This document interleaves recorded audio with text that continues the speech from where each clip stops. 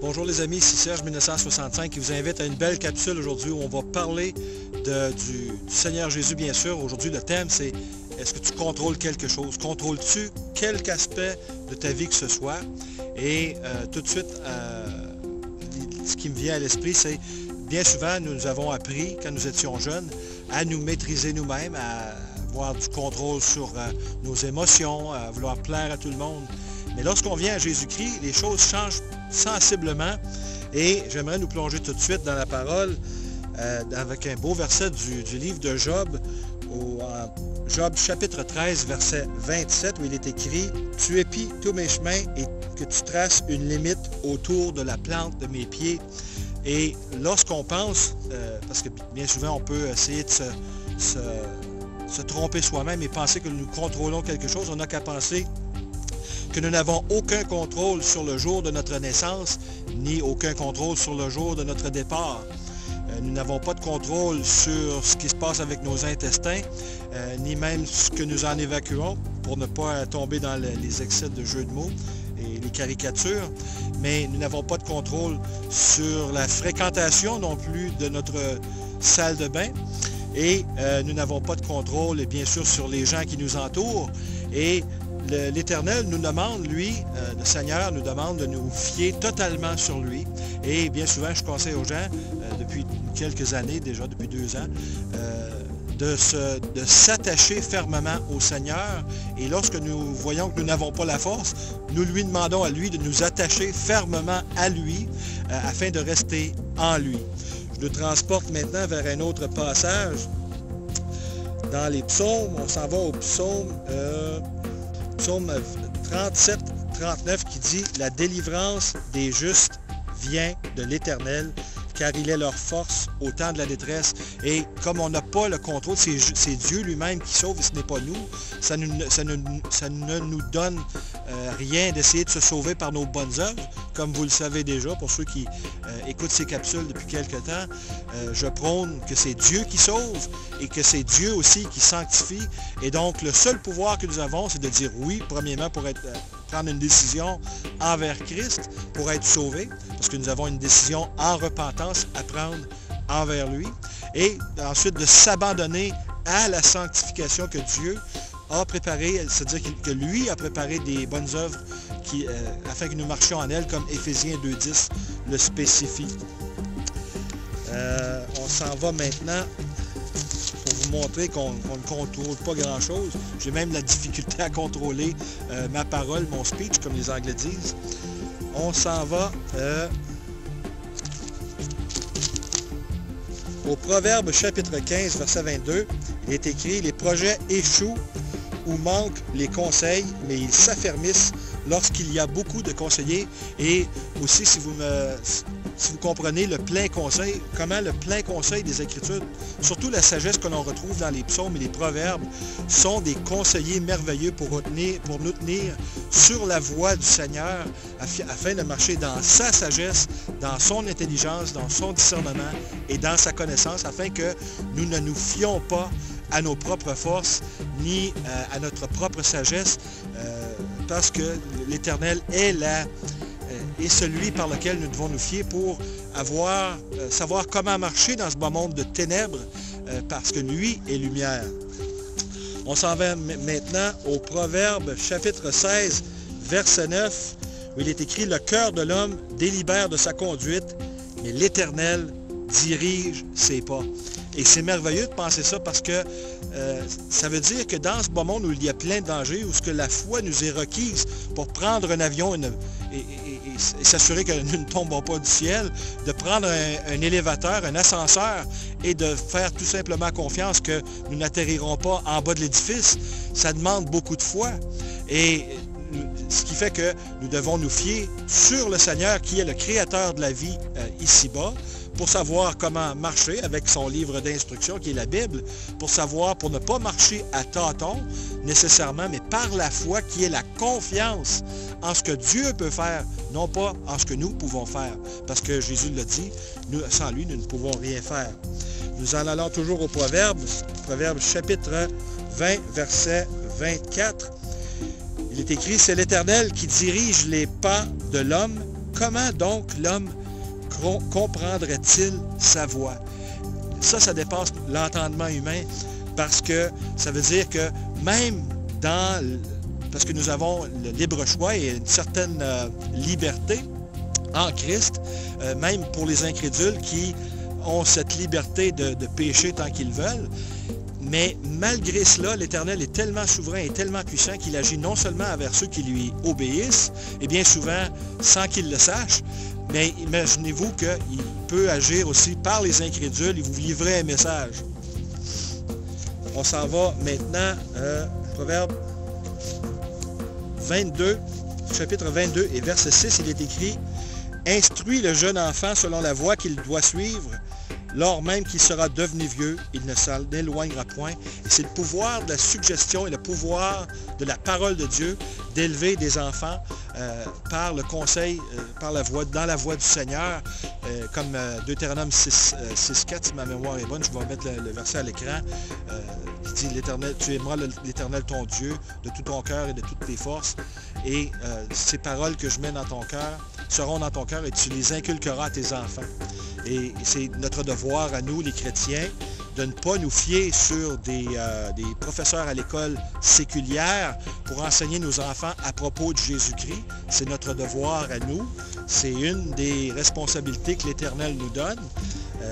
Mais aussi, il faut se fier à l'Éternel. C'est pourquoi il faut s'imbiber, se remplir de la parole de Dieu à chaque jour, se nourrir de sa bonne parole pour que nous ne soyons pas en famine, pour que nous ne crevions pas de faim spirituellement.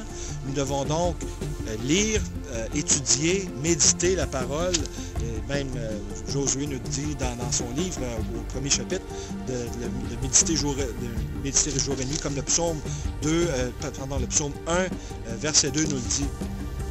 On se transporte maintenant en Jean chapitre 15, où Jésus nous dit « Je suis le vrai cep et mon Père est le vigneron. Il retranche tout sarment en moi qui ne porte point de fruit, et il émonde tout sarment qui porte du fruit, afin qu'il porte encore plus de fruits. Vous êtes déjà net à cause de la parole que je vous ai annoncée. » Le Seigneur Jésus il nous donne un commandement. « Demeurez en moi, et moi, je demeurerai en vous. Comme le sarment ne peut porter du fruit de lui-même, s'il ne demeure au cep, vous non plus, si vous ne demeurez pas en moi. » Le Seigneur a dit, « Je suis le cep, et vous les sarments, celui qui demeure en moi, et en qui je demeure, porte beaucoup de fruits, car sans moi, vous ne pouvez rien faire. » Et au verset 6, finalement, il dit, « Si quelqu'un ne demeure pas en moi, il est jeté dehors comme le sarment, et il sèche, puis on ramasse les sarments, et on les jette au feu, et ils brûlent. » Verset 7, pour finir, « Si vous demeurez en moi, et que mes paroles demeurent en vous, vous demanderez tout ce que vous voudrez, et vous l'obtiendrez. » Et là, il y en a certains parmi vous, tout comme moi, j'ai lutté contre certains péchés. Et la victoire, parce que premièrement, le salut est assuré pour ceux qui mettent leur foi et leur confiance en Jésus-Christ, comme j'ai toujours prêché, que le salut est le miracle d'un seul moment et que par la suite, toute la sanctification qui s'étale sur le reste de votre vie naturelle, vous êtes un pécheur sauvé par la grâce de Dieu, vous êtes lavé de vos péchés au passé, présent et futur, seulement que ce qui reste à faire, c'est de demeurer en communion avec le Père, avec Dieu, et cela demande que vous confessiez vos péchés à Dieu, comme 1 Jean chapitre 1, versets 8 et 9 le suggère, afin de marcher et de pouvoir vivre une vie de victoire.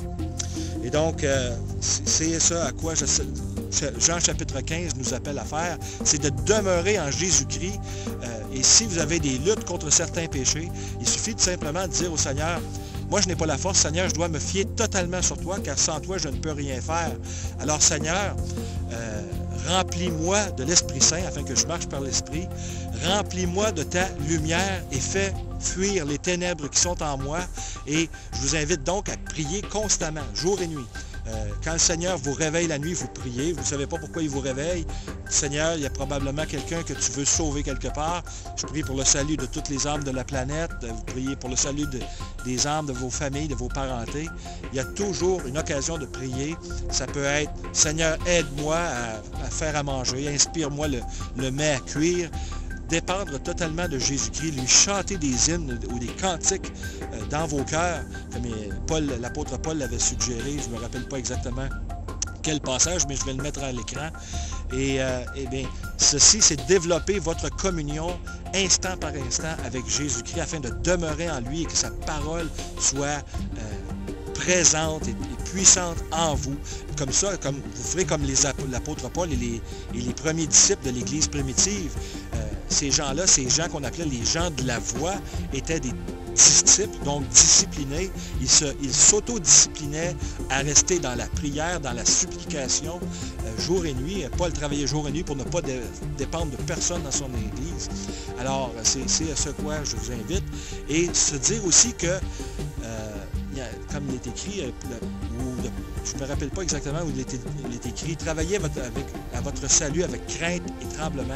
Et quelqu'un qui n'est pas affermi dans la foi va penser, bon, ben, je ne suis pas sauvé, donc je dois donc travailler à mon salut par les œuvres. Il faut comprendre le plein conseil, parce que vous êtes sauvés, comme Éphésiens 1, 13, 14 le dit, lorsque vous avez mis votre confiance en Jésus-Christ, vous êtes scellés et vous avez les arts, c'est-à-dire le dépôt de l'Esprit Saint en vous, qui est la garantie que vous avez la vie éternelle. Et si vous avez le Fils, vous avez la vie, comme la lettre de 1 Jean chapitre 5, verset 12 le dit. Donc, aussi, si parmi vous, certains veulent défendre des doctrines et vous voulez essayer de contrôler ce qui vous est prêché, dites-vous que Dieu n'a pas besoin de personne pour défendre sa parole. Le conseil des 66 livres, Dieu avait promis qu'il garderait sa parole intacte pour des générations au psaume 12, versets 6 et 7. Et lorsqu'on constate aujourd'hui, on peut prendre n'importe quelle Bible, même s'ils ne sont pas précises à 100%, le conseil, les 66 livres, a tellement de résolutions dans chaque Bible que toute personne pourrait lire n'importe quelle version et pouvoir comprendre que l'homme a chuté au Jardin d'Éden, que Dieu a promis un Rédempteur, que le Rédempteur est venu il y a 2000 ans et qu'il revient bientôt.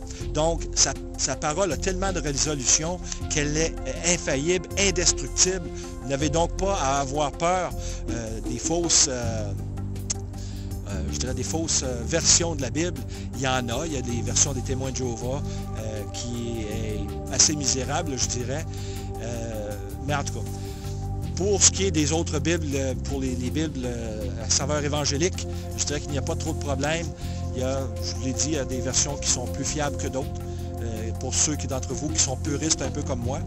Mais à tout le moins, nous avons un Dieu qui est puissant et qui saura garder ce qu'il a investi en vous.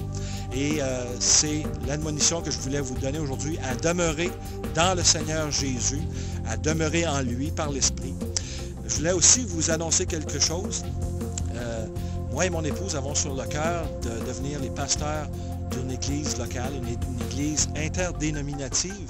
Et j'invite tous nos frères et sœurs en Jésus-Christ pour un certain temps, pour environ une semaine et demie, à prier avec nous afin que le Seigneur nous guide. Je vous invite à prier pour nous, pour que le Seigneur nous guide, nous aide à faire le tour de la question, histoire de compter les coups, parce que c'est une grosse responsabilité de s'occuper des brebis du Seigneur et de les nourrir en son temps. Et ce n'est pas quelque chose que je prends à la légère, parce que je sais que toute personne qui prêche ou enseigne la parole sera tenue responsable. Et donc, j'apprécierais que vous nous encouragiez par la prière, que le Seigneur nous équipe de tout ce dont nous aurons besoin. Savoir premièrement si c'est vraiment sa volonté, parce que nous voulons être certains que ça vient de lui. Et donc, je vous remercie d'avance de prier pour nous, vous qui nous suivez depuis 2 ans maintenant. Merci d'être là, toujours fidèle au poste. C'est un plaisir pour moi de distribuer la parole de Dieu. J'aime la parole et j'aime beaucoup l'idée de nourrir les brebis du Seigneur parce que j'aime le Seigneur et j'aime le troupeau de Dieu, les enfants de Dieu qui sont mes frères et sœurs. Et donc, voilà, je vous remercie d'avance de prier pour nous. Alors, je vous remercie d'avoir été des nôtres aujourd'hui. Que le Seigneur vous bénisse. À la prochaine.